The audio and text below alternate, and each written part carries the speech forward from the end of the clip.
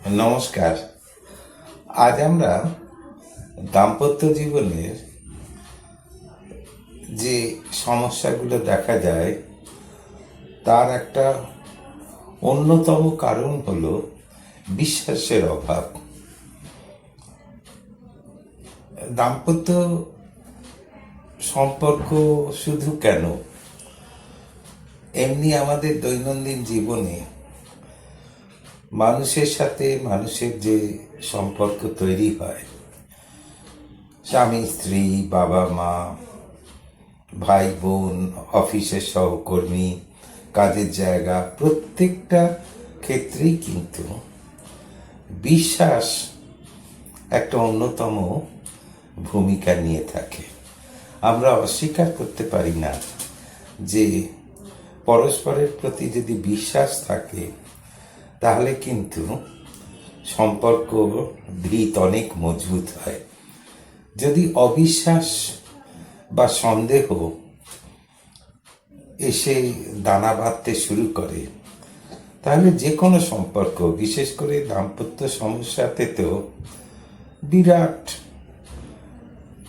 সমস্যা আসতেই পারে এবং সম্পর্কটায় চিড় খেতে শুরু করে। কারণ বিশ্বাসের ওপরেই কিন্তু মানুষের পরস্পরের প্রতি ভালোবাসা, দায়বদ্ধতা এগুলো নির্ভর করে এবং দৈনন্দিন জীবনে, কর্মজীবনে প্রত্যেক জায়গাতেই কিন্তু আমরা বিশ্বাসের ওপরে অনেকটা কিছু নির্ভর করে থাকি এবং এই বিশ্বাসের জন্যেই আমাদের কারোর কাছে কোনো চাহিদা, আশা, পাওয়া এগুলো অনেকখানি নির্ভর করে।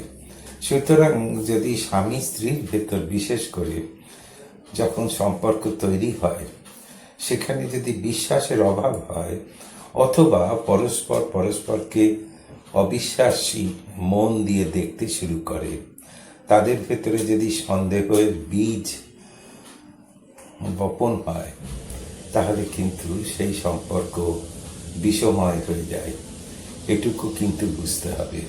সুতরাং অনেকেই খুব অল্পেতে তাদের বিশ্বাসের ভিত নড়ে যেতে শুরু করে।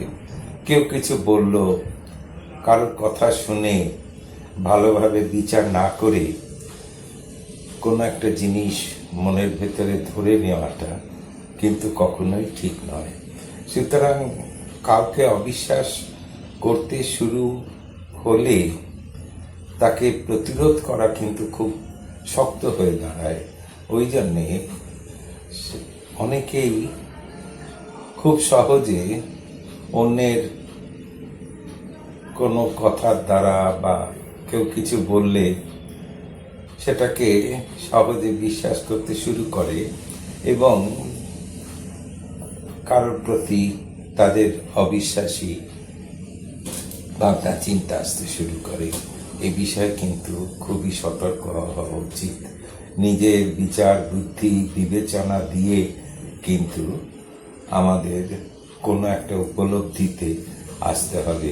হঠাৎ কেউ কিছু একটা বলে দিল কারো সম্বন্ধে এবং সেটাকে বিশ্বাস করে তার প্রতি অবিশ্বাসী হয়ে গেলাম, এটা কিন্তু কখনোই ঠিক নয়। নমস্কার।